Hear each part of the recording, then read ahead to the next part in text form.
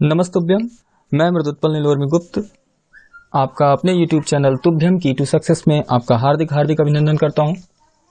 मित्रों, मुझे यह बताते हुए बहुत ही हर्ष का अनुभव हो रहा है कि हमारे इस चैनल के पहले वीडियो को आपने इतना ढेर सारा लाइक दिया, उसे सब्सक्राइब किया और भारी संख्या में उसे आपने शेयर किया। वो हमारे लिए लाइक, शेयर और सब्सक्राइब नहीं है, वो हमारी नज़र में आपका स्नेह, आपका आशीर्वाद, आपका प्यार है और आशा करते हैं कि आप अपना स्नेह, प्यार और आशीर्वाद इसी प्रकार आगे भी बनाए रखेंगे। साथ ही आपको इस बात की सूचना देना चाहता हूं कि हमारे आगे के वीडियोस आने में थोड़े विलम्ब हो रहा है क्योंकि लॉकडाउन का समय है, पर फिर भी हम प्रयासरत हैं कि आगे के आने वाले वीडियोस जल्द से जल्द आपके समक्ष प्रस्तुत करें। और इसी प्रयास के मद्देनज़र हम आपके बीच उपस्थित हुए हैं लेकर के टॉप 30 क्वेश्चंस करंट अफेयर्स, जो कि 1 अप्रैल से लेकर के 7 अप्रैल तक का है। तो फ्रेंड्स, आप तैयार हो जाइए। आपके बीच हम टॉप 30 क्वेश्चंस ऐसे सेलेक्ट किए हैं कि जो आपके आने वाले एग्जाम्स के लिए बहुत ही ज़्यादा महत्वपूर्ण हैं। आप या तो सीटेट या टेट या पीआरटी या फिर एसएससी, यूपीपी, एसआई या किसी भी वनडे कंपटीशन की तैयारी करते हो तो हमारा यह वीडियो आपके लिए बेहद इंपॉर्टेंट है, क्योंकि हमने इसमें 1 से लेकर के 7 अप्रैल तक के न केवल अच्छे क्वेश्चन रखे हैं, बल्कि वह आपके एग्जाम के लिए स्तरीय प्रश्न है और बेहद महत्वपूर्ण है। तो मैं चाहता हूं कि आप वीडियो को शुरू से लेकर के अंत तक देखें और अगर आपने हमारे वीडियो को, हमारे इस चैनल को सब्सक्राइब नहीं किया है तो प्लीज इसे सबसे पहले सब्सक्राइब करें। तो चलते हैं आगे क्वेश्चन। सबसे पहले नंबर का क्वेश्चन रहा आपकी स्क्रीन पर। हाल ही में किस मंत्रालय ने स्ट्रैंडेड इन इंडिया नामक पोर्टल शुरू किया है? 4 ऑप्शन आपके सामने है। रक्षा मंत्रालय, गृह मंत्रालय, विदेश मंत्रालय और पर्यटन मंत्रालय। तो फ्रेंड्स, इसका आंसर होगा डी, पर्यटन मंत्रालय। अब जान लेते हैं कि आखिर पर्यटन मंत्रालय ने स्ट्रैंडेड इन इंडिया नामक पोर्टल को क्यों शुरू किया है।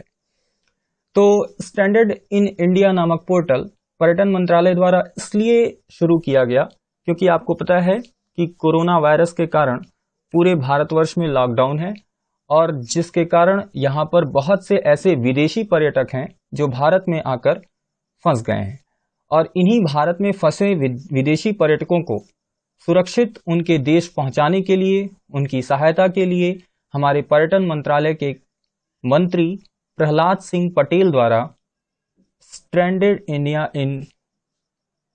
इन इंडिया नामक पोर्टल शुरू किया गया है। तो मित्रों, आपको इसके साथ यह भी जानकारी रखनी है कि हमारे पर्यटन मंत्री का नाम है प्रहलाद सिंह पटेल। देखिए, इस प्रश्न को कई तरीके से पूछा जा सकता है। आपने ये सवाल अभी इस तरह से पढ़ा है कि हाल ही में किस मंत्रालय ने इस पोर्टल को शुरू किया है।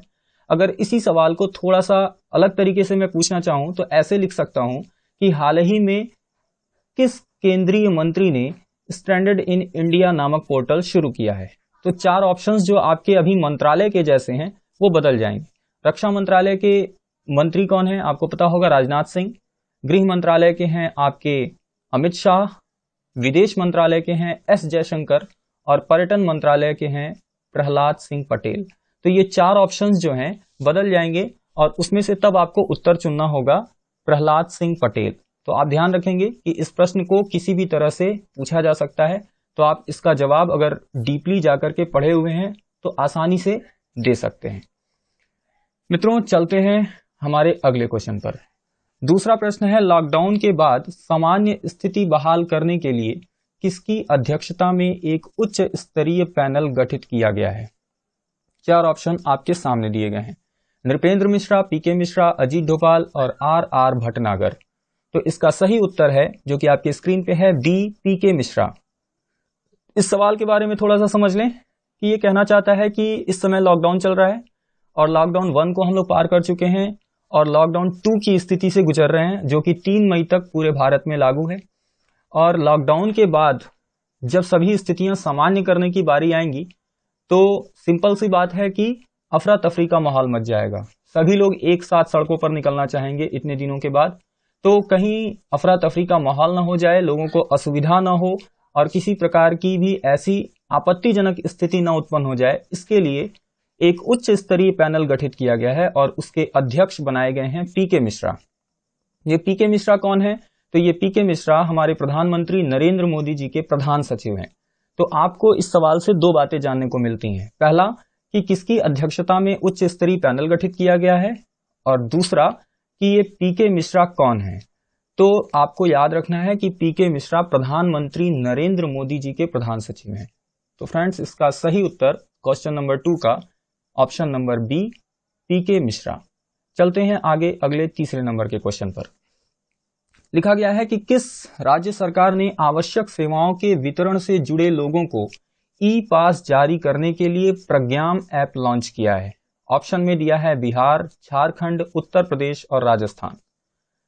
तो इसका सही उत्तर है बी, झारखंड। अब यह सवाल कहना चाह रहा है कि झारखंड राज्य की सरकार ने आवश्यक सेवाओं के वितरण से जुड़े लोगों को ई पास जारी करने के लिए प्रज्ञाम ऐप लॉन्च किया है। यानी कि प्रज्ञाम ऐप लॉन्च करने के कारण अब आसानी से ई पास जारी किया जा सकेगा। और यह ई पास किसके लिए जारी किया जाएगा?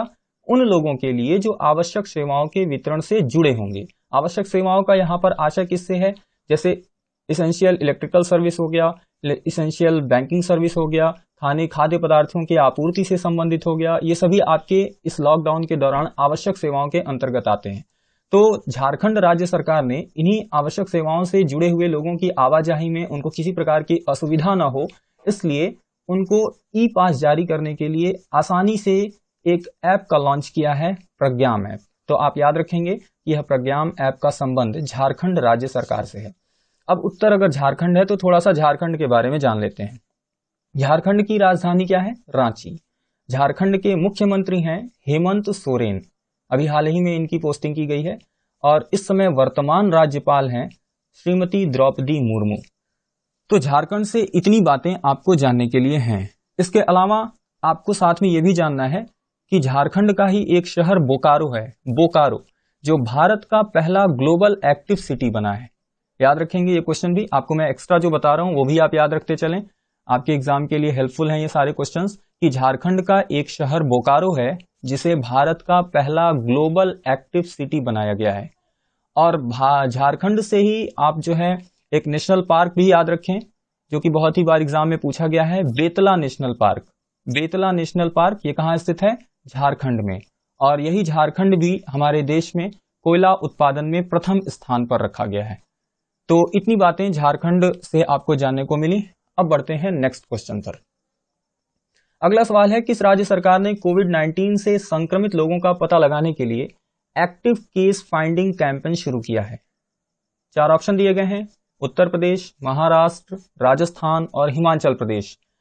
तो इसका सही उत्तर है हिमाचल प्रदेश। यानी कि हिमाचल प्रदेश राज्य सरकार ने कोविड-19 से संक्रमित लोगों का पता लगाने के लिए एक्टिव केस फाइंडिंग कैंपेन शुरू किया है। तो आपको समझ में आ रहा होगा कि लॉकडाउन का समय है, तो इस कोरोना वायरस पर विजय प्राप्त करने के लिए प्रत्येक राज्य सरकार अपनी अपने ढंग से प्रयासरत है। सभी लोगों ने अलग अलग ऐप, वेब पोर्टल्स इत्यादि जो हैं जारी किए हैं। तो उसमें हिमाचल प्रदेश ने कोविड-19 से संक्रमित लोगों का पता लगाने के लिए एक एक्टिव केस फाइंडिंग कैंपेन शुरू किया है। तो आपको ये ध्यान रखना है। और इसका उत्तर हिमाचल प्रदेश है। तो हिमाचल प्रदेश की राजधानी है शिमला। हाँ, ये ग्रीष्मकालीन राजधानी है। आपको हिमाचल प्रदेश की शीतकालीन राजधानी अगर जाननी है तो उसका नाम है धर्मशाला। क्या है? धर्मशाला। तो 2 राजधानियां आप ध्यान रखेंगे, एक शिमला ग्रीष्मकालीन में और धर्मशाला वो शीतकालीन में। इसके अलावा हिमाचल प्रदेश के मुख्यमंत्री हैं आपके जयराम ठाकुर और हिमाचल प्रदेश के वर्तमान राज्यपाल हैं बंडारू दत्तात्रेय। हिमाचल प्रदेश से अगर और भी जीके के क्वेश्चन आप ध्यान रखना चाहते हैं तो हम यहां पर बता दें कि हिमाचल प्रदेश से सबसे इंपॉर्टेंट जो नेशनल पार्क होते हैं वो है the great Himalayan national park. The great इसके नाम से भी स्पष्ट है, आप आराम से पकड़ सकते हैं। हिमाचल तो हिमालय, तो आपको याद हो जाएगा the great Himalayan national park. इसके अलावा इंद्र किला, खीर गंगा, पिन वैली और सिंबल बारा, ये सारे नेशनल पार्क हिमाचल प्रदेश से हैं। मैं एक बार दोहरा देता हूं, the great Himalayan national park, Indra Qila national park, kheer Ganga national park, pin valley national park और सिंबल बारा नेशनल पार्क, ये सारे हिमाचल प्रदेश के इंपॉर्टेंट नेशनल पार्क हैं, ये कई बार एग्जाम में पूछे गए हैं। इसके अलावा हिमाचल प्रदेश के प्रमुख दर्रों की अगर बात करें तो 3 दर्रा आपको एग्जाम में बहुत ही मदद करेगा। पहला बाड़ालाचा, दूसरा शिवकीला और तीसरा रोहतांग सुरंग। पहला बाड़ालाचा, शिवकीला और रोहतांग सुरंग। और अगर रोहतांग सुरंग को आप करंट से रिलेट करेंगे तो हमें लगता है कि हाल ही में बहुत ही ज्यादा चर्चा में रहा रोहतांग सुरंग, क्योंकि उसका नाम बदल करके अटल सुरंग रख दिया गया है। आपको पता होगा कि 25 दिसंबर को प्रतिवर्ष और इस बार 2019 को अटल बिहारी वाजपेयी के जन्मदिवस के रूप में मनाया जाता है। और बहुत से ऐसे निर्णय लिए गए कि उनके नाम पर अलग अलग नाम रखे गए हैं, अलग अलग जगहों के नाम, सुरंगों के नाम, मार्ग के नाम रखे गए हैं। तो उसी के मद्देनजर रोहतांग सुरंग का नाम बदल करके अटल सुरंग कर दिया गया है। तो ये सारे आपके एग्जाम के लिए बेहद इंपॉर्टेंट हैं। चलते हैं अगले क्वेश्चन पर। 5वां लिखा गया है, हाल ही में आरबीआई के किस डिप्टी गवर्नर का कार्यकाल 1 साल के लिए बढ़ा दिया गया है। तो ये आपके एग्जाम के इकोनॉमिक्स वाले पोर्शन के लिए बहुत ही इंपॉर्टेंट क्वेश्चन हो जाता है, क्योंकि आपको पहले से पता होगा कि आरबीआई में एक गवर्नर होते हैं और अधिकतम 4 डिप्टी गवर्नर हो सकते हैं। यहां पर फोकस करने वाली बात यह है कि अधिकतम 4 डिप्टी गवर्नर, मतलब न्यूनतम आप कुछ भी रख सकते हैं, मगर 4 से अधिक डिप्टी गवर्नर नहीं हो सकते आरबीआई में। यहाँ 4 ऑप्शन आपको दिए गए हैं कि महेश कुमार जैन, बीपी कानूनगो, एनएस विश्वनाथन और माइकल देवव्रत पात्रा। इन चारों में आपको छांटना है कि कौन ऐसा है जो आरबीआई का वह डिप्टी गवर्नर है जिसका कार्यकाल 1 साल के लिए बढ़ा दिया गया है। तो पहले तो हम ये जान लें कि आरबीआई में कुल कितने डिप्टी गवर्नर इस समय हैं। तो आपको पता है कि आरबीआई में एक गवर्नर है जिनका नाम है वर्तमान गवर्नर का शक्तिकांत दास। वर्तमान गवर्नर का नाम क्या है? शक्तिकांत दास। और इसके अलावा 3 डिप्टी गवर्नर इस समय आरबीआई में हैं। 3 डिप्टी गवर्नर हैं और उन तीनों डिप्टी गवर्नर को आप हमारे ऑप्शंस में देख सकते हैं। नाम लिखा हुआ है महेश कुमार जैन, दूसरा बीपी कानूनगो और तीसरे हैं माइकल देवव्रत पात्रा। ये 3 डिप्टी गवर्नर आरबीआई के वर्तमान में हैं और इसमें से एक बीपी कानूनगो का, जो बीपी कानूनगो ऑप्शन नंबर बी में आपको दिख रहा है, वो बीपी कानूनगो डिप्टी गवर्नर का कार्यकाल हाल ही में 1 साल के लिए बढ़ा दिया गया है। तो इसका सही आंसर हो जाएगा बी, बीपी कानूनगो। तो आपको आरबीआई के बारे में और भी ज्यादा जानकारी रखनी चाहिए। पहली तो ये कि आरबीआई की स्थापना कब हुई, तो 1 अप्रैल 1935 को इसकी स्थापना हुई। देखिए यहाँ कंफ्यूज मत होइएगा, बगल में ब्रैकेट में लिखा गया है आरबीआई एक्ट 1934 के तहत। तो एक्ट अगर पूछेगा तो 1934 और किस वर्ष स्थापना हुई अगर ये पूछेगा तो आपको बताना होगा 1 अप्रैल 1935। और इसका मुख्यालय वर्तमान में मुंबई में है, परंतु जब इसकी स्थापना हुई थी तो ये कोलकाता में था। वर्तमान मुख्यालय कहां पर है? तो मुंबई में है। तो इतनी बातें आप इस क्वेश्चन से जान सकते हैं। हाँ, ये भी एक इंपॉर्टेंट क्वेश्चन बन सकता है कि ये जो शक्तिकांत दास वर्तमान गवर्नर हैं आरबीआई के, वो चौथे नंबर के हैं। तो मैं आपको बता दूं कि ये 25वें गवर्नर हैं आरबीआई के, 25वें गवर्नर, 25वें गवर्नर हैं शक्तिकांत दास। और हाल ही में आपको यह भी बता दिया जाए कि 1 अप्रैल का आपको दिख रहा है इसका स्थापना दिवस हुआ है और मैं 1 to 7 अप्रैल का ही करंट अफेयर यहां डिस्कस कर रहा हूं। तो निश्चित रूप से इसका स्थापना दिवस कब मनाया गया होगा? 1 अप्रैल को। तो क्वेश्चन ये भी पूछा जा सकता है कि हाल ही में इस बार आरबीआई का 1 अप्रैल को स्थापना दिवस मनाया गया, तो वो कौन सा स्थापना दिवस था? तो आपको याद रखना होगा कि यह 85वां स्थापना दिवस मनाया गया। कितने? 85वां। तो आपको याद रखना है कि इस बार आरबीआई का 85वां 85 स्थापना दिवस मनाया गया। कब? तो आपको याद रखना है 1 अप्रैल को मनाया गया। चलिए, इतना ही इससे आप याद रखेंगे। आगे बढ़ते हैं अगले क्वेश्चन पर। 6ठे नंबर का क्वेश्चन है, किस देश की प्रिंसेस मारिया टेरेसा का कोविड-19 के कारण निधन हो गया? तो आपको ये याद रखना है, 4 ऑप्शन दिया गया है, जर्मनी, स्पेन, जापान, इटली। इसमें से चुनेंगे तो ऑप्शन बी इसका करेक्ट आंसर है कि स्पेन देश की प्रिंसेस मारिया टेरेसा का कोविड-19 के कारण निधन हो गया। आपको पता है कि कोरोना वायरस के कारण न जाने पूरे विश्व में कितनी मौतें हो गई हैं, मगर उनमें से कुछ लोग नोटेबल हैं जो बहुत ही इंपॉर्टेंट होंगे, आपके एग्जाम में पूछे जा सकते हैं। तो उसमें से ये मारिया टेरेसा आपके एग्जाम के लिए इसलिए इंपॉर्टेंट हो जाता है क्योंकि ये कोविड-19 से मरने वाली शाही परिवार की पहली सदस्य हैं। क्योंकि पहली हैं इसलिए आपके एग्जाम के लिए बहुत ही इंपॉर्टेंट है। तो आपको याद रखना है कि मारिया टेरेसा ये कहां की हैं? तो आपको याद रखना है स्पेन की हैं, और स्पेन की राजधानी क्या होती है? मैड्रिड। स्पेन की राजधानी क्या है? मैड्रिड। और साथ ही आपको यह भी याद रखना है कि ये कोविड-19 से मरने वाली शाही परिवार की पहली सदस्य हैं। बढ़ते हैं अगले क्वेश्चन पर। देश भर में लॉकडाउन के दौरान किस शहर में मोदी किचन पहल की शुरुआत की गई है? मुझे लगता है यह प्रश्न आपके एग्जाम के लिए मोस्ट इंपॉर्टेंट होगा कि किस जगह जो है, किस शहर में मोदी किचन नाम का पहल शुरू किया गया है। 4 ऑप्शन आपको दिया गया है, जयपुर राजस्थान, लखनऊ उत्तर प्रदेश, मुंबई महाराष्ट्र और कोयम्बटूर तमिलनाडु। तो इसका सही उत्तर है कि कोयम्बटूर तमिलनाडु, यानी कि देश भर में लॉकडाउन के दौरान तमिलनाडु के कोयम्बटूर शहर में मोदी किचन पहल शुरू किया गया है। अब कोयम्बटूर तमिलनाडु इसका उत्तर है। तो आपको अगर मान लो शहर पूछा है तब तो उत्तर कोयम्बटूर होगा। मैंने ऑप्शन इसीलिए ऐसा बनाया है कि इसमें शहर भी है और ब्रैकेट में राज्य है। तो अगर यही सवाल पूछ दिया जाए कि देश भर में लॉकडाउन के दौरान किस राज्य में मोदी किचन शुरू किया गया, तो राज्य अगर पूछेगा तो आपको बताना क्या होगा? तमिलनाडु। और अगर शहर पूछा है तो क्या बताना होगा? कोयम्बटूर। तो आपको ये बातें ध्यान रखनी है, इन दोनों में अंतर समझना है। और अगर कोयम्बटूर तमिलनाडु की बात की गई है तो आपको इससे करंट से क्वेश्चन याद रखना है कि कोयम्बटूर तमिलनाडु में ही भारत का पहला कीट संग्रहालय बनाया गया है। क्या बनाया गया? भारत का पहला कीट संग्रहालय कोयम्बटूर शहर में तमिलनाडु के बनाया गया है। अब सवाल उठता है, इस मोदी किचन पर बात करते हैं कि मोदी किचन पहल है क्या। तो मोदी किचन का उद्देश्य क्या है? लॉकडाउन के दौरान बहुत से ऐसे जरूरतमंद हैं जो दैनिक जीवन यापन करते हैं और दैनिक दिनचर्या उनकी होती है, हर दिन कमाते हैं उसी दिन खाते हैं। तो ऐसे लोगों को इस समय खाद्य आपूर्ति नहीं हो पा रही है। तो मोदी किचन पहल इसीलिए बनाया गया कि इसका उद्देश्य है कि शहर से 10 किलोमीटर के दायरे में जरूरतमंद जो भी हैं उनको खाना मुहैया कराना है। तो आपको यह ध्यान रखना है कि देश भर में लॉकडाउन के दौरान कोयम्बटूर तमिलनाडु शहर में मोदी किचन पहल शुरुआत की गई है। तो हमें लगता है कि आपको बहुत ही अच्छे से समझ में आ रहा होगा। और अगर आपको यह वीडियो पसंद आ रहा है तो आप प्लीज़ इसे लाइक करें, शेयर करें और सब्सक्राइब करें। और बहुत ही मेहनत से हम लोगों ने इस वीडियो को बनाया है, तो प्लीज़ इसे लाइक करना ना भूलें। अब बात होती है कि अगर तमिलनाडु की बात करें तो तमिलनाडु के मुख्यमंत्री की बात करते हैं। इनके मुख्यमंत्री कौन है? ई.के. पलानीस्वामी। क्या नाम है? ई.के. पलानीस्वामी।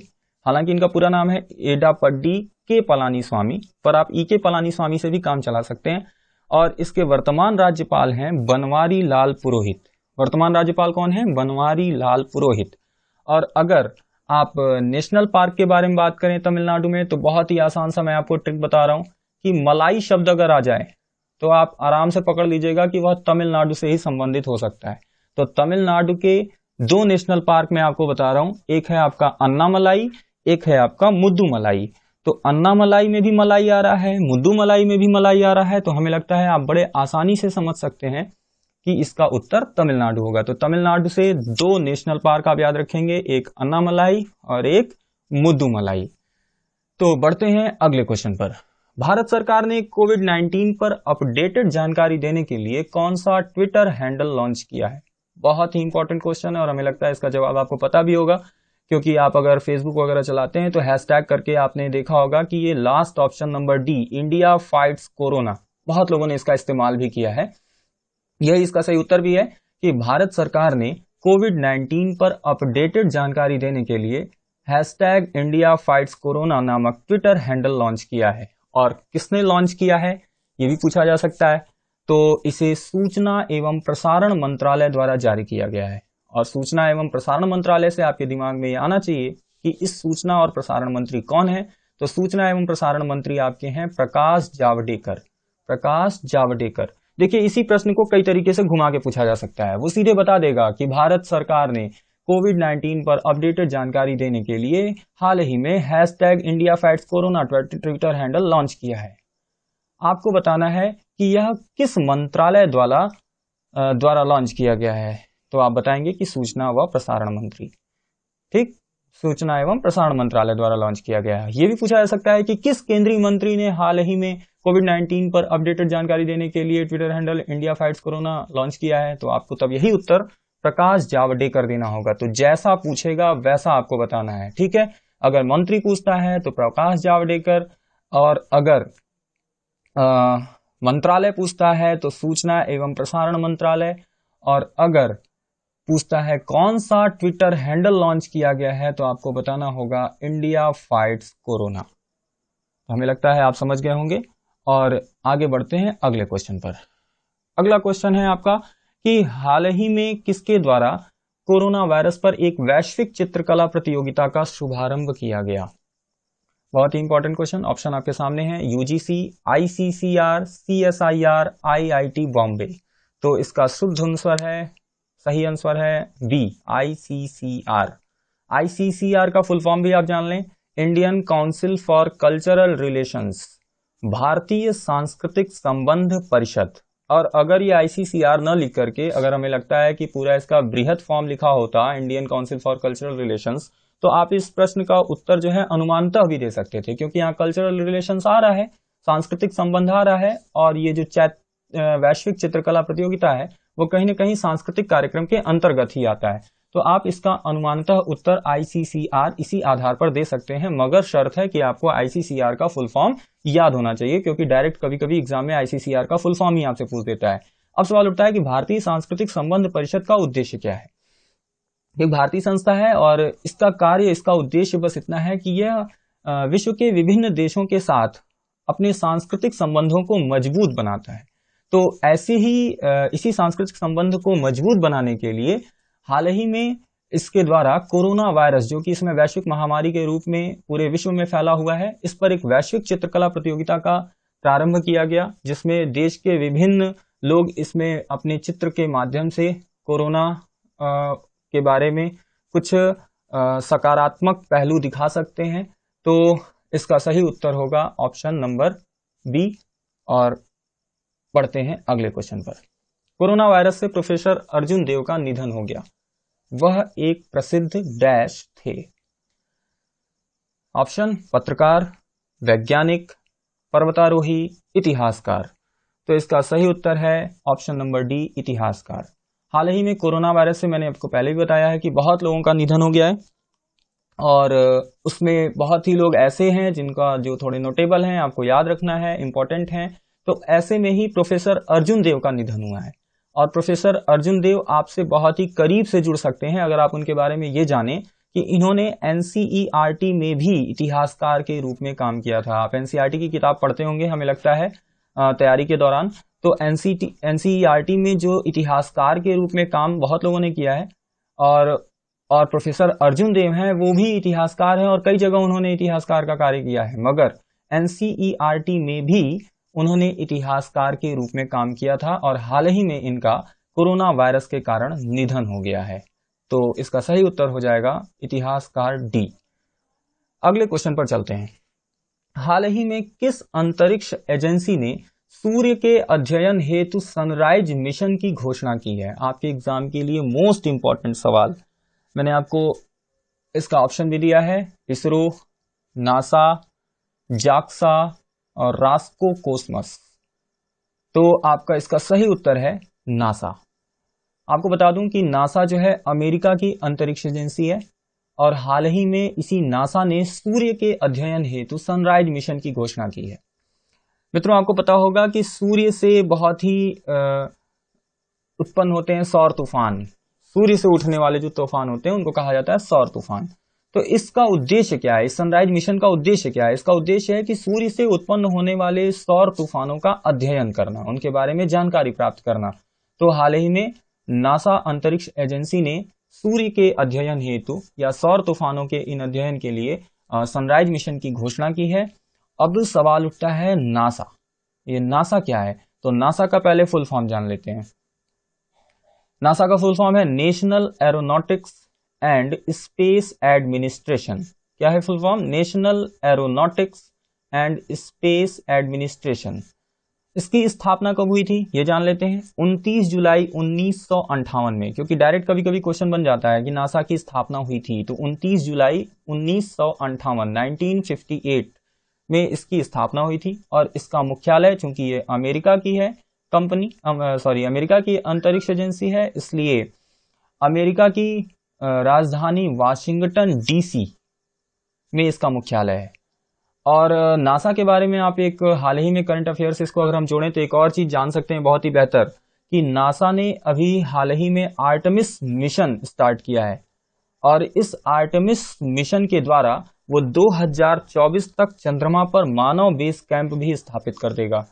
तो इसका टाइमलाइन क्या है, 2024 तक। तो यह भी प्रश्न आपके एग्जाम में बन सकता है कि नासा किस मिशन के द्वारा चंद्रमा पर मानव बेस कैंप स्थापित करेगा। तो आपका उत्तर हो जाएगा आर्टेमिस मिशन। या ये भी पूछा जा सकता है कि नासा आर्टेमिस मिशन के द्वारा किस वर्ष तक चंद्रमा पर मानव बेस कैंप स्थापित कर देगा। तो आपको उत्तर देना होगा 2024। ये सारे आपके एग्जाम के लिए मोस्ट इंपॉर्टेंट हैं। मगर अब नासा पर चर्चा हो गई है तो हम चाहते हैं थोड़ा सा सनराइज मिशन क्या है ये तो आप जान गए हैं, मगर ये सनराइज नाम इसका आखिर रखा क्यों गया है। तो सनराइज का एक फुल फॉर्म है, तो जो सन है वो तो सूर्य आप जानते हैं, उस सन को हटाइए। राइज का फुल फॉर्म हम समझ लेते हैं, RISE। तो सनराइज का फुल फॉर्म हो जाएगा सन, R से रेडियो, I से इंटरफेरोमीटर, S से स्पेस और E से एक्सपेरिमेंट। तो सनराइज का फुल फॉर्म हुआ sun radio interferometer space experiment. Friends, मैं अगर आपको थोड़ा सा डिटेल में ले जाऊं और आपको मैं ये बताऊं कि अगर मान लीजिए प्रश्नों का स्तर थोड़ा इसे अच्छा बनाना है ना, इसी प्रश्न को थोड़े अच्छे स्तर से ले जाकर के पूछना है, कठिन बना करके पूछना है, तो वो ऐसे डायरेक्ट पूरी बातें बता देगा। कहेगा हाल ही में अंतरिक्ष एजेंसी नासा ने सूर्य के अध्ययन हेतु सनराइज मिशन की घोषणा की है। सनराइज में R किसे प्रदर्शित करता है या सनराइज में I किसे प्रदर्शित करता है, ये आपको ऑप्शन में बताना होगा। तो 4 ऑप्शन दे देगा कि I किसे रिप्रेजेंट करता है, तो 4 ऑप्शन देगा, इंटरफेरेंस, इंटरफेरोमीटर, इंटरनेशनल, ऐसे 4 ऑप्शन देगा। और आपको वहां टिक करना होगा कि इंटरफेरोमीटर को। ये तभी आप टिक कर पाएंगे जब आप सनराइज का पूरी तरह फुल फॉर्म याद किए होंगे। तो आपको सनराइज का फुल फॉर्म भी याद रखना है कि सन रेडियो इंटरफेरोमीटर स्पेस एक्सपेरिमेंट, ताकि आपसे अगर ये पूछे कि यह अक्षर किस शब्द का प्रतिनिधित्व करता है तो आप चूके ना बहुत ही आसानी से बता दें। इसलिए मैं बहुत डिटेल में जाकर के आपको प्रत्येक क्वेश्चन बता रहा हूं।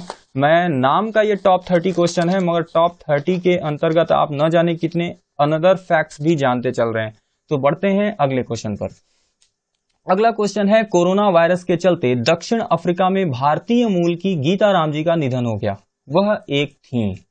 ये भी बहुत ही अच्छा क्वेश्चन है और 4 ऑप्शन दिया है, जलवायु वैज्ञानिक, कंप्यूटर वैज्ञानिक, कृषि वैज्ञानिक और विषाणु वैज्ञानिक। तो इसका सही उत्तर है वायरोलॉजिस्ट, विषाणु वैज्ञानिक, यानी कि विषाणु वैज्ञानिक को ही अंग्रेजी में क्या कहते हैं, वायरोलॉजिस्ट। तो ये भी निधन वाला ही सवाल है, कोरोना वायरस के ही कारण हुआ है, इसलिए आपके करंट अफेयर के क्वेश्चन में शामिल है और बहुत ही ज्यादा इंपॉर्टेंट है आपके एग्जाम के दृष्टिकोण से। इंपॉर्टेंस इसलिए भी बढ़ जाता है क्योंकि ये गीता राम जी भले ही दक्षिण अफ्रीका में थी मगर हैं भारतीय मूल की। तो इसलिए ये प्रश्न थोड़ा सा आपके एग्जाम के लिए बहुत ही ज्यादा अच्छा साबित हो जाएगा। आप इसको जो है रट लीजिए कि कोरोना वायरस के चलते दक्षिण अफ्रीका में भारतीय मूल की गीता राम जी, ये नाम आपको दिमाग में बैठा लेना है, भारतीय मूल की गीता राम जी का निधन हो गया। और वे कौन थी, तो वे एक विषाणु वैज्ञानिक थी। और इंपॉर्टेंट और भी ज्यादा इसलिए हो जाता है क्योंकि ये दक्षिण अफ्रीका में कोरोना वायरस से मरने वाली भारतीय मूल की पहली व्यक्ति हैं। इसका मतलब इनसे पहले दक्षिण अफ्रीका में कोई भी भारतीय मूल का नहीं मरा, क्योंकि ये पहला है। देखो, जो पहला होता है वो बहुत इंपॉर्टेंट हो जाता है, तो पहला है, इसीलिए मैंने आपको पहले ही कह दिया कि यह प्रश्न आपके एग्जाम में बन सकता है। तो आपको याद रखना है कि दक्षिण अफ्रीका में इस महामारी से मरने वाली भारतीय मूल की पहली व्यक्ति कौन है, तो गीता राम जी हैं, जिनका हाल ही में निधन हो गया है। अब आती है बात दक्षिण अफ्रीका की, तो दक्षिण अफ्रीका की राजधानियों पर चर्चा कर लेते हैं। राजधानियां क्यों लिखे हैं, 3 राजधानियां दक्षिण अफ्रीका की। एक है प्रशासनिक राजधानी है प्रिटोरिया, देखिए बड़े आसानी से आप याद रख सकते हैं, प्र से प्रशासनिक तो प्र से प्रिटोरिया। दूसरा है आपका वैधानिक राजधानी, तो दक्षिण अफ्रीका की वैधानिक राजधानी है केप टाउन और दक्षिण अफ्रीका की न्यायिक राजधानी है ब्लोएमफॉन्टेन। तो आपको ये सारी बातें भी ध्यान से रखनी है। और आप हमारे डिस्क्रिप्शन में जाकर के ये पीडीएफ भी डाउनलोड कर सकते हैं जो आप देख रहे हैं। तो आपको अगर लगता होगा तो हमारे डिस्क्रिप्शन में लिंक दिया गया है, उस लिंक की सहायता से आप इस पीडीएफ को भी डाउनलोड कर सकते हैं। चलिए बढ़ते हैं अगले क्वेश्चन पर। अगला क्वेश्चन है, जलवायु परिवर्तन पर COP26 सम्मेलन का आयोजन किस शहर में किया जाएगा? 4 ऑप्शन दिया गया है, Tokyo Japan, Madrid Spain, Glasgow Scotland और लास्ट ऑप्शन है नई दिल्ली भारत। तो इसका सही उत्तर देखते हैं, option number C, Glasgow Scotland. देखिए कंफ्यूज मत होइएगा, एक COP26 है और इसके पहले COP25 हुआ था। तो COP25 का जो आयोजन था वो मैड्रिड स्पेन में हुआ था, जो कि ऑप्शन नंबर बी है। मगर वो ऑप्शन जो बी है मैड्रिड स्पेन, वो COP25 का आयोजन बताता है और हमने सवाल में पूछा है COP26 का। तो आप बड़े ध्यान से जवाब दीजिएगा जब भी आपकी एग्जाम में आए। तो 25 अगर पूछा है तो मैड्रिड स्पेन बोलना है, 26 अगर पूछा है तो ग्लासगो स्कॉटलैंड बोलना है। क्या बोलना है? Glasgow Scotland. अब ये COP26 का आयोजन इसी साल 2020 में नवंबर में होना था, मगर आप देख ही रहे हैं कि कोविड-19 के कारण बहुत से ऐसे खेल हैं, बहुत सी ऐसी गतिविधियां हैं जिनको टालना पड़ा है। तो कोविड-19 के कारण यह भी अब नवंबर 2020 में नहीं हो सकेगा और इसका आयोजन अब 2021 में होगा, और जब आयोजित होगा तो सूचना दे दी जाएगी। तो आपको इस क्वेश्चन से इतना ही याद रखना है। आगे बढ़ते हैं 14वें नंबर के क्वेश्चन पर। अगला है, गिनीज वर्ल्ड रिकॉर्ड्स द्वारा विश्व के सबसे बुजुर्ग व्यक्ति ब्रैकेट में पुरुष का खिताब किसने दिया गया? 4 ऑप्शन दिया गया है, बॉब वेटन, डोमिनो कोमनिस्तु, जूल्स थोबार्ड और लोपेज बाउटिस्टा।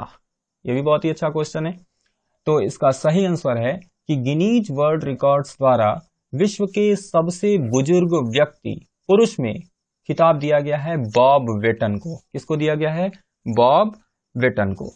अब बॉब वेटन को दिया गया है तो बॉब वेटन से आप क्या क्या जान सकते हैं? पहला, बॉब वेटन किस देश से संबंधित हैं? तो ये ब्रिटेन से संबंधित है। हमें लगता है ये भी आप बड़े आसानी से याद कर लेंगे, ब्रिटेन और ब्रिटेन मिलता जुलता है ना, तो आप बड़े आसानी से याद कर लेंगे। बॉब वेटन कहां से संबंधित हैं? तो ब्रिटेन से संबंधित हैं। और इनकी उम्र पूछी जा सकती है तो 112 वर्ष इनकी उम्र है। कितनी उम्र है? 112 वर्ष इनकी उम्र है। अब ये बॉब वेटन जो मैं आपको बताया हूं गिनीज वर्ल्ड रिकॉर्ड्स द्वारा, ये विश्व के सबसे पुरुष में बुजुर्ग व्यक्ति हैं। हाल ही में इनको दिया गया है तो जरूर ये किसी का स्थान लिए होंगे। इससे पहले जो बुजुर्ग व्यक्ति थे हाल ही में उनका निधन हुआ है पुरुष में। उनका नाम क्या था ये भी जान लें, क्योंकि अगर पेपर कठिन बनाना होगा तो वो पूछेगा कि बॉब वेटन ने किसका स्थान लिया है, तो वो आपको याद रखना है। उसका नाम थोड़ा सा ध्यान से सुनिएगा, चितेत्सु वतनाबे। क्या बोले? Chitetsu Watanabe. चितेत्सु वतनाबे ये कहाँ के हैं? जापान के हैं। तो बॉब वेटन से पहले ये जापान के चितेत्सु वतनाबे को विश्व के सबसे बुजुर्ग पुरुष में व्यक्ति का खिताब मिला था, और उनके निधन के बाद अब गिनीज वर्ल्ड रिकॉर्ड्स द्वारा बॉब वेटन को विश्व के सबसे बुजुर्ग व्यक्ति का खिताब दे दिया गया। अच्छा, मैं बार बार सवाल में देखा होगा आपने पुरुष लिखा है। अगर महिला में यह पूछा जाए कि विश्व के सबसे बुजुर्ग महिला का खिताब किसने जीता है, तो उसका आंसर भी आपको याद रखना है कि विश्व की सबसे बुजुर्ग महिला है काने तनाका। क्या नाम है? काने तनाका। और काने तनाका ये कहां से बिलोंग करती हैं? तो ये जापान से बिलोंग करती हैं। तो आपको ये कहां से बिलोंग करती हैं ये भी बताना है, क्योंकि अगर पेपर में आप जैसे मान लीजिए ISPCS या फिर उससे उच्च स्तरीय का पेपर दे रहे हैं, तो RO का दे रहे हैं या फिर कुछ इस तरह का, तो वहां पर प्रश्न में सब कुछ आपको बता दिया जाता है और ऐसी चीजें आपसे पूछी जाती हैं जिन पर आप उतना गौर नहीं किए होते हैं। तो याद करते समय ये तो सभी लोग याद करते हैं कि बॉब वेटन इसका उत्तर है, काने तनाका इसका उत्तर है, मगर उनकी उम्र कोई नहीं याद रखता, वो कहां से बिलोंग करती हैं ये नहीं कोई याद रखता। तो मैं आपको इसी पर फोकस कर रहा हूं कि वो आपको क्वेश्चन देगा तो बोलेगा कि गिनीज वर्ल्ड रिकॉर्ड्स द्वारा विश्व की सबसे बुजुर्ग महिला काने तनाका है, यह किस देश से संबंधित है, ऐसे प्रश्न बना देगा। 4 ऑप्शन दे देगा, ब्रिटेन, जापान, चीन, भारत, इस तरह, और आपको टिक करना होगा जापान। तो हम लोग जो है मुख्य मुख्य चीजों पर फोकस तो करें, साथ में उसके लिंकिंग ऑपरेशन पर भी थोड़ा सा आप फोकस करें कि काने तनाका अगर बुजुर्ग महिला हैं तो इनकी उम्र 117 वर्ष और कहां से बिलोंग करती हैं? तो जापान से। तो इसका सही उत्तर होगा 14वें नंबर के क्वेश्चन का ए, बॉब वेटन, जो कि सबसे बुजुर्ग पुरुष में है और विश्व की सबसे बुजुर्ग महिला में है काने तनाका। तो बढ़ते हैं अगले क्वेश्चन पर। मगर अगर आपको वीडियो समझ में आ रहा होगा, अच्छा लग रहा होगा, तो मैं आपसे कहना चाहूंगा कि प्लीज इसे लाइक करें, शेयर करें, जितने भी ग्रुप्स हों आपके पास इसे अधिक से अधिक मात्रा में शेयर करें। और अगर आपने अभी तक इसे सब्सक्राइब नहीं किया है तो प्लीज एक बार वीडियो को पॉज करके इसको सब्सक्राइब जरूर कर लें। और अब बढ़ते हैं अगले क्वेश्चन पर। अगला क्वेश्चन बहुत ही इंपॉर्टेंट है आपके एग्जाम के लिए। क्रिकेट में डकवर्थ लुईस स्टर्न पद्धति के सह निर्माता का नाम बताएं जिनका अप्रैल 2020 में निधन हो गया है। 4 ऑप्शन दिया है, Frank Duckworth, Tony Lewis, Steven Stern और लास्ट ऑप्शन है टॉम लुईस।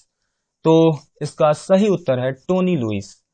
देखिए फ्रेंड्स, पहले ये समझ लिया जाए कि डकवर्थ लुईस स्टर्न पद्धति है क्या। इसको शॉर्ट फॉर्म में डकवर्थ का डी, लुईस का एल और स्टर्न का एस ले लें तो डीएलएस सिस्टम भी कहते हैं। ये क्रिकेट में इस्तेमाल होता है। डीएलएस विधि का प्रयोग कब करते हैं, जब आप देखते होंगे मैच वगैरह होता है तो बारिश हो जाती है और बारिश के कारण जो है मैच प्रभावित होता है और सीमित ओवरों में ही उस मैच को समाप्त करना होता है, जिससे कि विपक्षी टीम को एक निर्धारित स्कोर दे दिया जाता है कैलकुलेट करके कि उसे इतने ओवर में इतना रन बनाना है तभी वह मैच जीत सकेगा। तो ये जो कैलकुलेशन किया जाता है वो किसके द्वारा किया जाता है, तो इसी डीएलएस विधि के द्वारा किया जाता है। ये गणितज्ञ थे लुईस डकवर्थ लुईस स्टर्न। इनमें 3 लोग हैं, फ्रैंक डकवर्थ, टोनी लुईस और स्टीवन स्टर्न। इन्हीं 3 के नाम पे ये विधि पड़ा है। और ये टॉम लुईस तो आपको कंफ्यूज करने के लिए दे दिया गया है, तो आप कंफ्यूज नहीं होंगे। इन तीनों में भी मुख्य कौन थे, तो डकवर्थ और लुईस, ये दोनों ज्यादा महत्वपूर्ण थे।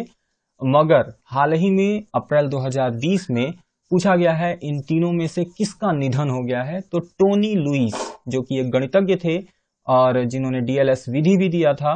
तो आपको समझना है कि इस डीएलएस विधि का प्रयोग किस खेल से संबंधित है, ये भी पूछा जा सकता है। तो आपको बताना होगा कि क्रिकेट से संबंधित है।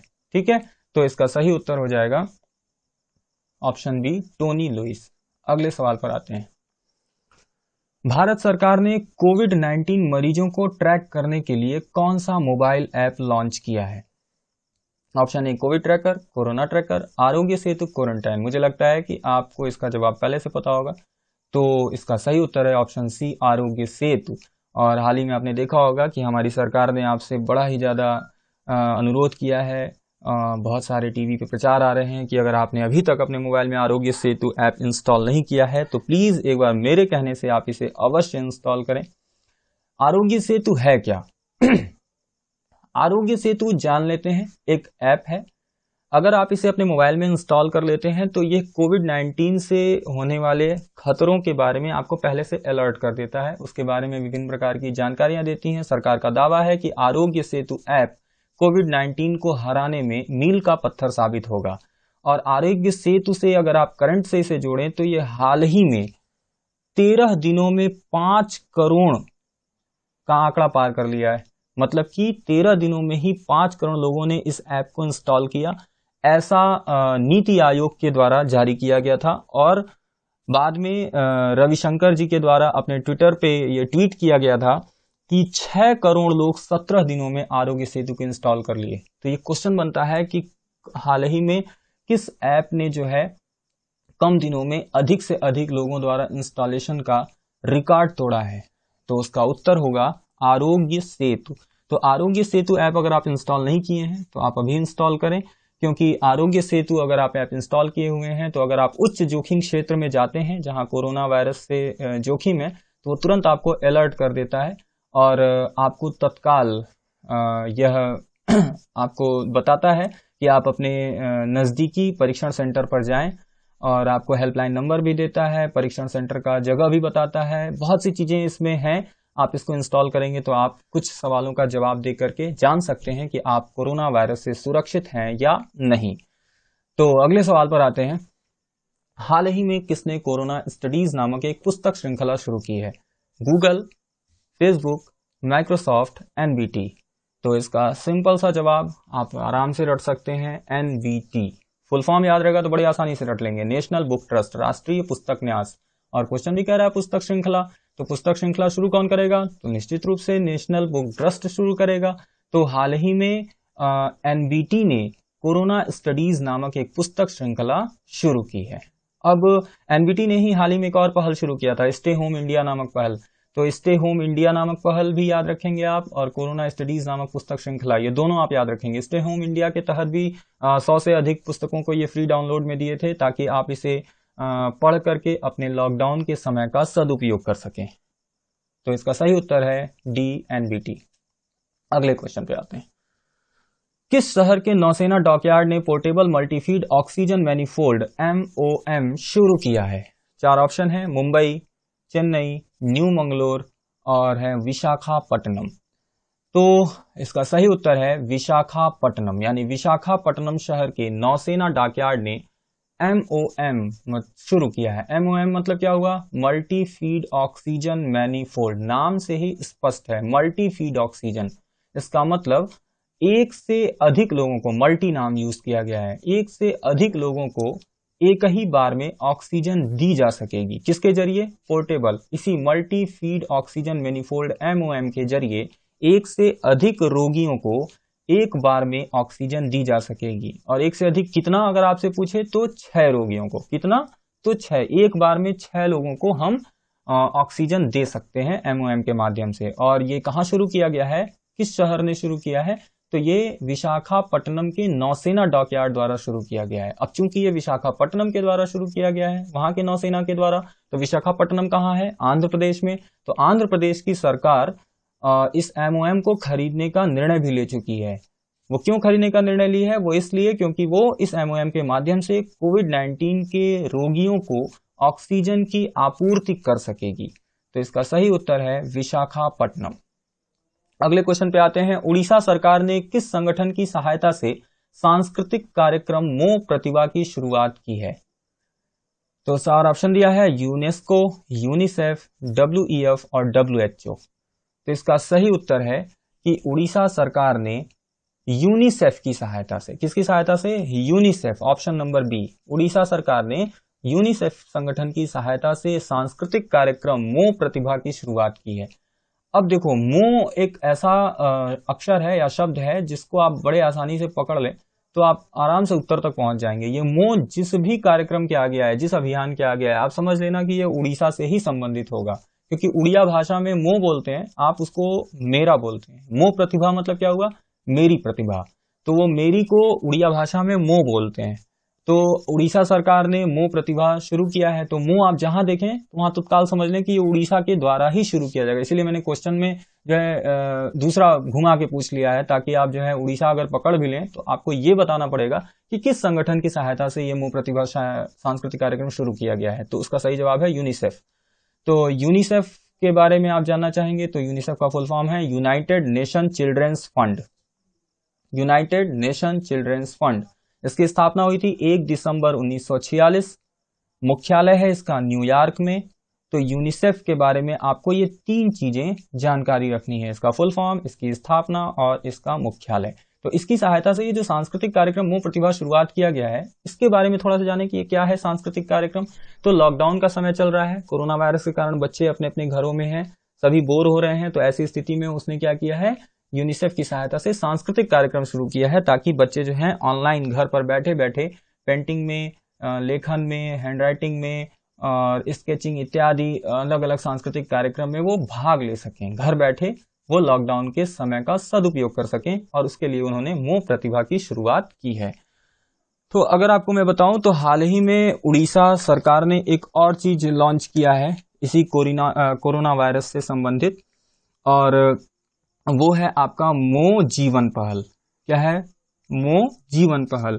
तो 24 मार्च को 2019 को कोविड-19 का प्रसार रोकने के लिए उड़ीसा सरकार ने मो जीवन पहल, देखिए इसमें भी मो आया हुआ है, मैंने आपको कहा था मो से आप पकड़ लेंगे कि ये कहाँ का है, उड़ीसा का ही हो सकता है। मो जीवन मतलब क्या हुआ आपकी भाषा में? मेरा जीवन। तो ये मो जीवन पहल कोरोना वायरस को रोकने के लिए किया गया था। तो इस पहल के माध्यम से, मो जीवन पहल के माध्यम से सरकार द्वारा क्या अपील किया गया था कि आप लोग अपने घरों में रहें, है ना। और इसके अलावा क्या कहा गया था कि 20 सेकंड तक आप अपना हाथ धोएं। तो इन बातों को बताने के लिए उन्होंने मो जीवन पहल की शुरुआत की थी, और उनका दावा था कि इससे कोरोना को रोकने में काफी मदद मिलेगी। तो ये भी आप ध्यान में रखेंगे। मोह प्रतिभा के साथ साथ आपने एक और क्वेश्चन जान लिया कि मोह जीवन भी उड़ीसा सरकार द्वारा ही शुरू की गई है। अब बात करते हैं उड़ीसा की। तो उड़ीसा सरकार, उड़ीसा की राजधानी आप जान लेते हैं। उड़ीसा की राजधानी भुवनेश्वर। यहाँ के मुख्यमंत्री हैं नवीन पटनायक और राज्यपाल हैं गणेशी लाल। और हाल ही में उड़ीसा में आपको पहले मैं बताया था 1 अप्रैल से 7 अप्रैल तक का हम लोग करंट अफेयर पढ़ रहे हैं। तो 1 अप्रैल को अभी आपको बताया था आरबीआई ने अपना स्थापना दिवस मनाया। तो उसी तरह से उड़ीसा में भी 1 अप्रैल को उत्कल दिवस के रूप में या उड़ीसा दिवस में या कहीं कहीं इसको उत्कल दिवासा भी कहा जाता है। तो 1 अप्रैल को उड़ीसा में उत्कल दिवस के रूप में मनाया गया। क्यों मनाया गया ये दिन, अब ये जानते हैं। क्योंकि इसी दिन उड़ीसा की स्थापना हुई थी। उड़ीसा राज्य की स्थापना कब हुई थी? 1 अप्रैल 1936 को। कब हुई थी? 1 अप्रैल 1936, 1936 में। और तब से हर वर्ष 1 अप्रैल को उत्कल दिवस के रूप में इसीलिए मनाया जाता है क्योंकि उसकी स्थापना ही 1 अप्रैल को हुई थी। तो आपको उड़ीसा के बारे में इतनी बातें याद रखनी है क्योंकि ये इंपॉर्टेंट डेज भी बहुत एग्जाम में आपसे पूछे जाते हैं। पूछा जाता है कि 1 अप्रैल को क्या मनाया जाता है, या उल्टा पूछ लेगा उड़ीसा उत्कल दिवस या उड़ीसा दिवस किस तारीख को मनाया जाता है। तो आपको उत्तर देना होगा 1 अप्रैल। तो फ्रेंड्स, अब हम इसके बाद चर्चा करने जा रहे हैं कि 1 से लेकर के 7 अप्रैल तक के कौन कौन से मुख्य दिवस हैं, उन पर थोड़ी सी चर्चा कर लेते हैं। तो सबसे पहले 1 अप्रैल को क्या मनाया गया? आपने बताया उत्कल दिवस या उत्कल दिवासा। 2 अप्रैल को क्या मनाया जाता है? तो 2 अप्रैल को मनाया जाता है वर्ल्ड ऑटिज्म अवेयरनेस डे। क्या मनाया जाता है? World autism awareness day. फिर 4 अप्रैल को क्या मनाया जाता है? तो 4 अप्रैल को मनाया जाता है अंतरराष्ट्रीय खदान जागरूकता दिवस। 4 अप्रैल को क्या मनाया जाता है? अंतरराष्ट्रीय खदान जागरूकता दिवस। इसको आप कहीं नोट करते चलेंगे क्योंकि संभव नहीं था कि मैं सारी चीजें इस पर लिख पाऊं। तो ये सब एक्स्ट्रा चीजें अचानक से दिमाग में आती जा रही हैं, तो मैं आपको बता रहा हूं, तो आप इसे कहीं नोट करते चलेंगे। तो क्या बताया? 1 अप्रैल को उत्कल दिवस, 2 अप्रैल को वर्ल्ड ऑटिज्म अवेयरनेस डे, 4 अप्रैल को अंतरराष्ट्रीय खदान जागरूकता दिवस, और 5 अप्रैल को फ्रेंड्स मनाया जाता है राष्ट्रीय समुद्री दिवस। 5 अप्रैल को क्या मनाया जाता है? राष्ट्रीय समुद्री दिवस। और 7 अप्रैल को मनाया गया विश्व स्वास्थ्य संगठन दिवस। क्या बताया गया? विश्व स्वास्थ्य संगठन दिवस। तो 1 से लेकर के 7 अप्रैल के बीच में मैंने आपको 5 महत्वपूर्ण डेज बताए हैं। इन 5 को आप कहीं नोट डाउन कर लेंगे। तो अब बढ़ते हैं इसके बाद आगे अगले टॉपिक पर। तो अगर उड़ीसा से आपको इतनी जानकारी मिली है तो मुझे लगता है थोड़ा सा और आप जानकारी क्रिएट कर सकते हैं। इसके नेशनल पार्क को भी जान लेते हैं। उड़ीसा में कौन कौन से नेशनल पार्क हैं? तो 2 बहुत ही इंपॉर्टेंट हैं, तो वो दोनों जरूर याद रख लें आप। फिलहाल हम लोग कभी नेशनल पार्क पे अलग से भी वीडियो बनाएंगे, मगर अभी के लिए आप इतना जानें कि उड़ीसा में एक भीतरकणिका नेशनल पार्क है और सिमलीपाल, ये 2 नाम याद रखेंगे आप, भीतरकणिका और सिमलीपाल। ये दोनों नेशनल पार्क कहां पे हैं? उड़ीसा में हैं। तो अब बहुत जानकारी ले लिया आप उड़ीसा के बारे में। अब चलते हैं अगले क्वेश्चन पर। अगला क्वेश्चन है, हाल ही में भारतीय वायुसेना ने कोविड-19 से किस देश की मदद के लिए ऑपरेशन संजीवनी शुरू किया? तो इसका सही उत्तर है ऑप्शन बी, मालदीव। तो हाल ही में भारतीय वायुसेना ने कोविड-19 से मालदीव देश की मदद करने के लिए ऑपरेशन संजीवनी शुरू किया। यह ऑपरेशन संजीवनी है क्या? तो इसी ऑपरेशन संजीवनी के माध्यम से भारतीय वायुसेना ने 6.2 टन मेडिकल सामग्री को मालदीव तक पहुंचाया है। तो इसी ऑपरेशन का नाम उन्होंने क्या दिया? ऑपरेशन संजीवनी। तो भारत जिस प्रकार कोरोना से लड़ रहा है, आप देखते होंगे कि भारत तो अच्छा कोरोना से लड़ रहा है, साथ ही वो अन्य देशों की भी बहुत ही मदद कर रहा है। तो उसी मदद में भारतीय वायुसेना ने कोविड-19 से मालदीव देश को मदद करने के लिए ऑपरेशन संजीवनी शुरू किया। देखो, मालदीव देश को की मदद किया गया है, तो मालदीव की राजधानी आपको याद रखना है, बहुत आसान है, मालदीव से याद हो जाएगा माले। क्या है इसकी राजधानी? माले।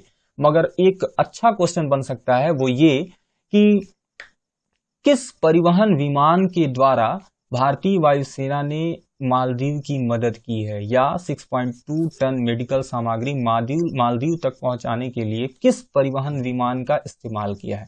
तो ये सारे जो क्वेश्चन बनते हैं ना वो बहुत ही उच्च स्तरीय बन जाते हैं, जहां प्रश्नों को आप पढ़े तो रहते हैं मगर इतने डिटेल में अगर आप पढ़े नहीं है तो आप उस प्रश्न का जवाब नहीं दे पाएंगे। जैसे बताता है कि महात्मा गांधी, आप देखते होंगे तमाम क्वेश्चन ऐसे पूछता है कि महात्मा गांधी किस जहाज से, उस जहाज का नाम बताइए, किस जहाज से गए थे दक्षिण अफ्रीका, किस जहाज से लौटे थे भारत। तो ये सारे सवाल जो होते हैं वो उच्च स्तरीय सवाल होते हैं। तो उसी सवाल के मद्देनजर अगर आपसे ये पूछे कि भारतीय वायुसेना ने किस परिवहन विमान का इस्तेमाल किया, तो इसका जवाब हो जाएगा C-130J। क्या जवाब हो जाएगा? C-130J, जग वाला J। C-130J परिवहन विमान के द्वारा 6.2 टन मेडिकल सामग्री मालदीव तक पहुंचाया। किसने? भारतीय वायुसेना ने। तो बढ़ते हैं अगले क्वेश्चन पर। पेटा इंडिया ने किस मुख्यमंत्री को हीरो टू एनिमल्स से सम्मानित किया है? आपके एग्जाम के लिए मोस्ट इंपॉर्टेंट सवाल। देखिए जब क्वेश्चन बहुत ही अच्छे आ रहे हैं तो मेरे मुंह से अपने आप निकल जा रहा है कि आपके एग्जाम के लिए मोस्ट इंपॉर्टेंट है, तो इसको आप एकदम किसी भी हाल में नहीं भूलेंगे। तो पेटा इंडिया ने, अब ये पर्यावरण से भी संबंधित प्रश्न है, तो ये सीटेट के पेपर में और यूपी टेट के पेपर में, पीआरटी के पेपर में बहुत ही ज्यादा पूछा जा सकता है, क्योंकि उसमें पर्यावरण का अलग से सेक्शन ही होता है। तो पेटा इंडिया ने किस मुख्यमंत्री को हीरो टू एनिमल से सम्मानित किया है? तो ऑप्शन है नवीन पटनायक, और यही इसका उत्तर भी है। पहला ऑप्शन नवीन पटनायक, जो कि कहां के मुख्यमंत्री हैं? अभी पहले ही बताया आपको, ओडिशा के मुख्यमंत्री हैं। कहां के? ओडिशा के मुख्यमंत्री हैं नवीन पटनायक, और इन्हीं को हीरो टू एनिमल्स अवार्ड से सम्मानित किया है पेटा इंडिया ने। अब आप भी सोच रहे होंगे आखिर क्यों किया है? तो ये पुरस्कार इसलिए दिया गया है क्योंकि नवीन पटनायक ने लॉकडाउन के दौरान सामुदायिक पशुओं को भी खाना खिलाने के लिए लगभग 54 लाख रुपए का प्रबंधन किया था। और आप देख रहे होंगे लॉकडाउन के दौरान हम लोग देख रहे होंगे विभिन्न राज्य के लोग जो खाद्य आपूर्ति कर रहे हैं, परंतु केवल मानवों तक। मगर नवीन पटनायक जी ने यह अनुभव किया कि मनुष्यों के अतिरिक्त जो सामुदायिक पशु हैं उनको भी खाद्य आपूर्ति हो, उन तक भी खाना पहुंचे, और इसके लिए उन्होंने जो कार्य किए हैं, इसीलिए पेटा इंडिया ने उन्हें हीरो टू एनिमल्स से सम्मानित किया है। तो यह पुरस्कार उन्हें लॉकडाउन के दौरान सामुदायिक पशुओं को खाना खिलाने के लिए दिया गया है। अब किसने दिया है? तो पेटा ने दिया है। तो पेटा का फुल फॉर्म पर्यावरण के पेपर में बहुत बार पूछा गया है, आपको याद भी रखना है, people for the ethical treatment of animals. PETA का फुल फॉर्म क्या है? People for the ethical treatment of animals. और पेटा का मुख्यालय है यूएसए के वर्जीनिया शहर में, और इसकी स्थापना भी एग्जाम में पूछा जाता है। तो 22 मार्च 1980 को पेटा की स्थापना की गई थी।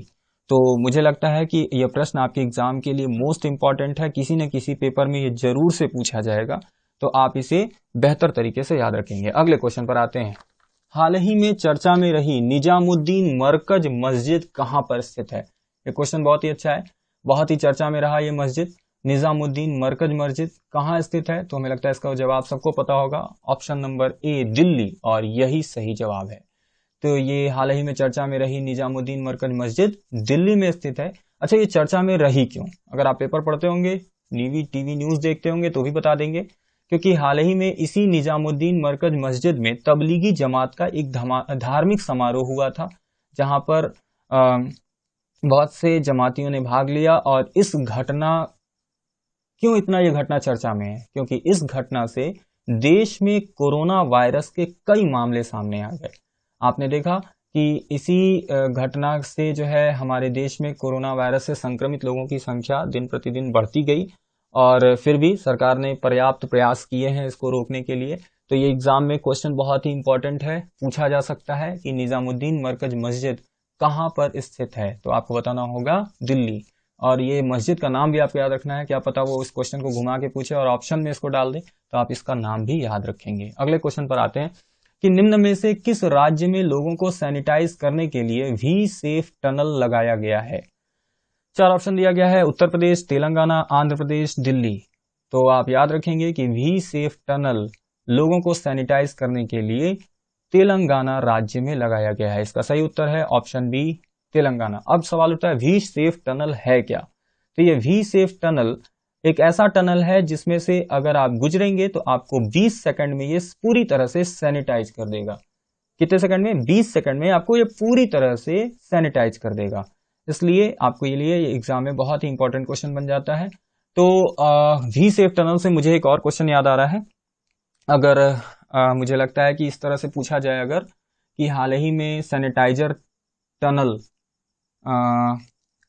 कहाँ लगाया गया है, कहाँ पर जो है सैनिटाइजर टनल, जैसे ये वी सेफ टनल है ना, तो वी सेफ टनल की जगह मान लीजिए क्वेश्चन मैं बना लूं इस तरह से कि सैनिटाइजर टनल स्थापित करने वाला देश का पहला रेलवे स्टेशन, देख रहे हैं सवाल, कि सैनिटाइजर टनल स्थापित करने वाला देश का पहला रेलवे स्टेशन कौन है?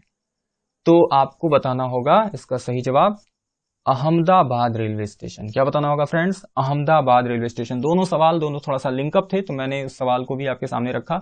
अगर पूछेगा वी सेफ टनल तो किस राज्य से संबंधित है ये, तो तेलंगाना से है। और अगर पूछेगा सैनिटाइजर टनल स्थापित करने वाला देश का पहला, चूंकि ये पहला है तो इंपॉर्टेंट है, देश का पहला रेलवे स्टेशन कौन बना है, तो अहमदाबाद रेलवे स्टेशन। कहां पे होगा ये? तो गुजरात में होगा, आपको पता होगा। तो ये भी आप साथ में याद रखेंगे। ये सब आपके बोनस क्वेश्चन है जो आपको इसके साथ मुझे याद आ जा रहे हैं, तो मैं बताते चल रहा हूं करंट से। अब सवाल उठता है तेलंगाना इसका राज्य है उत्तर, तो इसके बारे में जान लें। तेलंगाना की राजधानी है हैदराबाद, मुख्यमंत्री हैं के चंद्रशेखर राव और वर्तमान राज्यपाल हैं तमिलसाई सुंदरराजन। तो बस इतना ही इस सवाल से, इस क्वेश्चन से आगे बढ़ते हैं अगले क्वेश्चन पर। निम्न में कौन सा देश एशियाई युवा खेल 2021 की मेजबानी करेगा? तो कौन सा देश करेगा? तो इसका उत्तर होगा ए, ऑप्शन नंबर ए, चीन। तो चीन जो है एशियाई युवा खेल 2021 की मेजबानी करेगा, और यह जो एशियाई युवा खेल का तीसरा संस्करण होगा। इसके पहले 2 ही बार यह खेल खेला गया है और अब ये तीसरा संस्करण होगा। और इस खेल का आयोजन कौन करता है? तो ओलंपिक काउंसिल ऑफ एशिया। कौन करता है? Olympic council of Asia. बढ़ते हैं अगले क्वेश्चन पर। कोरोना वायरस के कारण हास्य अभिनेता केन शिमोरा का निधन हो गया, वह किस देश से थे? देखिए निधन वाला सवाल मैंने पहले भी कहा था आपके एग्जाम के लिए बहुत इंपॉर्टेंट है। और देखिए निधन से तीसरा सवाल आपके टॉप 30 क्वेश्चन में शामिल किया है मैंने कि केन शिमोरा एक हास्य अभिनेता थे, तो किस देश से थे पूछा है, तो इसका उत्तर होगा ऑप्शन नंबर ए, जापान से। कहां से? नाम से भी थोड़ा सा आप पकड़ पा रहे होंगे शायद, जापान से संबंधित थे। जापान के ये हास्य अभिनेता थे केन शिमोरा। और जापान की बात है तो उसकी राजधानी आपको पता है टोक्यो, उसकी मुद्रा है येन, और जापान के वर्तमान प्रधानमंत्री हैं शिंजो आबे। तो जिस प्रकार जो है कोरोना वायरस का कहर बढ़ता गया है पूरे विश्व में, तो जब केन शिमोरा का निधन हुआ, वहां के जापान के हास्य अभिनेता केन शिमोरा का निधन हुआ, तब जो है जापान कुछ ज्यादा ही अलर्ट हो गया और तत्काल जापान के प्रधानमंत्री शिंजो आबे ने 7 अप्रैल 2020 को राष्ट्रीय आपातकाल घोषित कर दिया। तो ये राष्ट्रीय आपातकाल घोषित हुआ किस कारण? क्योंकि केन शिमोरा का निधन हुआ तो लोगों को लगा कि कोरोना वायरस वाकई में बहुत ही ज्यादा भयावह स्थिति अब पैदा कर देगा। तो ऐसी स्थिति में शिंजो आबे ने 7 अप्रैल 2020 को राष्ट्रीय आपातकाल घोषित कर दिया, और जो कि कहा कि 6 मई 2020 तक वह पूरे जापान देश में लगा रहेगा। और राष्ट्रीय आपातकाल लगा है तो ये एग्जाम के लिए मोस्ट इंपॉर्टेंट जाता है। इस क्वेश्चन को इस तरह भी पूछा जा सकता है कि कोविड-19 के कारण आपातकाल घोषित करने वाला पहला देश कौन है? तो आपको बताना होगा कि कोविड-19 के चलते आपातकाल घोषित करने वाला पहला देश जापान हो गया है। तो इससे आपको 2 सवाल मिल जाते हैं। अगले क्वेश्चन पर आते हैं। नोबेल पुरस्कार विजेता फिलिप वारेन एंडरसन का हाल ही में निधन हो गया। किस देश से थे ये आपको बताना है। Germany, Israel, Italy, America. तो इसका option number D, America. America में भी नोबेल पुरस्कार विजेता फिलिप वारेन एंडरसन, इसका नाम भी याद रखना है आपको, फिलिप वारेन एंडरसन, ये नोबेल पुरस्कार विजेता है। तो दिमाग में आया होगा कि किस क्षेत्र में इन्होंने नोबेल पुरस्कार पाया था, तो भौतिकी के क्षेत्र में, भौतिक शास्त्र में इन्होंने नोबेल पुरस्कार पाया था। वो भी कब? तो 1977 में फिलिप वारेन एंडरसन ने भौतिकी के क्षेत्र में नोबेल पुरस्कार प्राप्त किया था। और ये कहां से बिलोंग करते हैं? तो अमेरिका से बिलोंग करते हैं। तो इस क्वेश्चन को बहुत तरीके से घुमा पूछा जा सकता है कि नोबेल पुरस्कार विजेता फिलिप वारेन एंडरसन का हाल ही में निधन हो गया, वह किस क्षेत्र में नोबेल पुरस्कार पाए थे? तो आपको बताना होगा भौतिकी के क्षेत्र में। पूछेगा कब पाए थे, तो 1977 में। और उनका नाम पूछ लेगा कि हाल ही में कौन से अमेरिकी भौतिकी शास्त्र के क्षेत्र में नोबेल पुरस्कार विजेता कौन थे, तो आपको बताना होगा फिलिप वारेन एंडरसन। तो अब सवाल आपके दिमाग में आ रहा होगा कि आखिर ये 1977 में अगर पाए थे तो 2019 में नोबेल पुरस्कार विजेता कौन हुआ है भौतिकी के क्षेत्र में? मोस्ट इंपॉर्टेंट क्वेश्चन, कॉपी कलम उठाइए और मैं बोल रहा हूं, नोट कर लीजिए कि भौतिकी के क्षेत्र में 2019 का नोबेल पुरस्कार 3 लोगों को दिया गया है। पहला है जेम्स पाबेल्स। क्या है पहला? जेम्स पाबेल्स। ये कहां के हैं? अमेरिका के। दूसरा नाम है मिशेल मेयर। क्या नाम है? Michelle Mayer. ये कहां के हैं? स्विट्जरलैंड के। और तीसरा जो नाम है वो है डीडीए क्लोज। डीडीए क्लोज ये कहां का है? ये भी स्विट्जरलैंड के हैं। तो 3 लोग भौतिकी के क्षेत्र में 2019 का नोबेल पुरस्कार पाए हैं। नाम जेम्स पाबेल्स अमेरिका से, मिशेल मेयर स्विट्जरलैंड से और डीडीए क्लोज ये भी स्विट्जरलैंड से। अब फ्रेंड्स ये भी बात कर लेते हैं कि विज्ञान में नोबेल पाने वाला प्रथम भारतीय कौन था? पहला भारतीय, जरूर याद रखिएगा कि विज्ञान में नोबेल पाने वाले प्रथम भारतीय थे सीवी रमन। कौन थे? सीवी रमन। 1930 में उन्होंने नोबेल पुरस्कार प्राप्त किया था। सीवी रमन मोस्ट इंपॉर्टेंट है। और अब सवाल उठता है कि ये भौतिक विज्ञान या रसायन विज्ञान के क्षेत्र में नोबेल पुरस्कार देता कौन है? तो आप याद रखेंगे कि भौतिक और रसायन के क्षेत्र में the royal Swedish academy of science देती है ये पुरस्कार। कौन देता है? The royal Swedish academy of science. The royal Swedish academy of science भौतिक तथा रसायन विज्ञान के क्षेत्र में नोबेल पुरस्कार देती है। तो बढ़ते हैं अगले क्वेश्चन पर। अगला क्वेश्चन है विश्व स्वास्थ्य दिवस 2020 का विषय क्या है? 4 ऑप्शन दिया गया है। Let's fight corona virus, support nurses and midwifes, halt the rise, beat diabetes और लास्ट ऑप्शन है स्टॉप कोविड-19। तो इसका मोस्ट इंपॉर्टेंट क्वेश्चन आपके एग्जाम के लिए और विशेषकर पर्यावरण वाले लोगों के लिए, तो आप इसको याद रखेंगे। ऑप्शन नंबर बी इसका करेक्ट आंसर है, सपोर्ट नर्सेस एंड मिडवाइफ्स। ये विश्व स्वास्थ्य दिवस 2020 का थीम रखा गया है। और कौन विश्व स्वास्थ्य दिवस कब मनाया जाता है ये आप दिमाग में बैठाइए। 7 अप्रैल को। क्यों मनाया जाता है? क्योंकि 7 अप्रैल 1948 को ही विश्व स्वास्थ्य संगठन WHO की स्थापना की गई थी। कब स्थापना की गई थी? 7 अप्रैल 1948 को वर्ल्ड हेल्थ ऑर्गेनाइजेशन की स्थापना की गई थी और उसी उपलक्ष्य में 7 अप्रैल को विश्व स्वास्थ्य दिवस मनाया जाता है। तो इस बार 7 अप्रैल को भी मनाया गया और 2020 का थीम क्या रखा गया? Support nurses and midwives. अब सवाल उठता है कि क्यों रखा गया सपोर्ट नर्सेस एंड मिडवाइफ्स? तो इस बार ध्यान रखिए, तो फ्लोरेंस नाइटिंगेल का आपने नाम सुना होगा। Florence Nightingale the lady with the lamp के नाम से भी फेमस हैं और साथ ही ये आधुनिक नर्सिंग आंदोलन का जन्मदाता भी मानी जाती हैं। आधुनिक नर्सिंग आंदोलन का। तो उन्हीं की 200वीं जयंती के अवसर पर WHO ने 2020 का यह थीम रखा, सपोर्ट नर्सेस एंड मिडवाइफ्स। और यही नहीं, साथ में उन्होंने WHO ने इस पूरे वर्ष 2020 को नर्सेस एंड मिडवाइफ्स ईयर के रूप में मनाने का निर्णय भी लिया। तो एग्जाम में अगर पूछेगा कि वर्ष 2020 को किस रूप में मनाया जाएगा, तो नर्सेस एंड मिडवाइफ्स ईयर के रूप में, या उल्टा पूछेगा कि नर्सेस एंड मिडवाइफ्स ईयर के रूप में किस वर्ष को मनाने का निर्णय लिया गया है, तो उत्तर होगा 2020। अब साथ ही WHO के बारे में आप 2 बातें और जान लें कि इसका मुख्यालय है स्विट्जरलैंड के जेनेवा शहर में और इसके महानिदेशक हैं टेड्रोस अधानोम घेब्रेयेसस। तो आपको ये इसलिए मैं कह रहा हूं, इतनी बातें WHO के बारे में बताया हूं क्योंकि हाल ही में जो कोरोना फैला है उसको महामारी घोषित करने वाला कौन है, कौन सी संस्था है? तो यही WHO है, जिसने 11 मार्च को, याद रखिएगा ये डेट भी, 11 मार्च को कोरोना को उसने महामारी घोषित किया। और चूंकि अमेरिका का उस पर आरोप है कि उसने ये कार्य बड़ा लेट से किया, इसको ये महामारी घोषित और पहले कर देना चाहिए था। और हाल ही में ये भी करंट का एक क्वेश्चन बना है कि किसने WHO को अपनी फंडिंग रोक दी है। तो ये फंडिंग रोकने वाला कौन है? तो अमेरिका है। एक बहुत बड़ा भाग अमेरिका के द्वारा फंड दिया जाता था विश्व स्वास्थ्य संगठन को, तो अमेरिका जो है अब इसकी फंडिंग पर रोक भी लगा दिया है।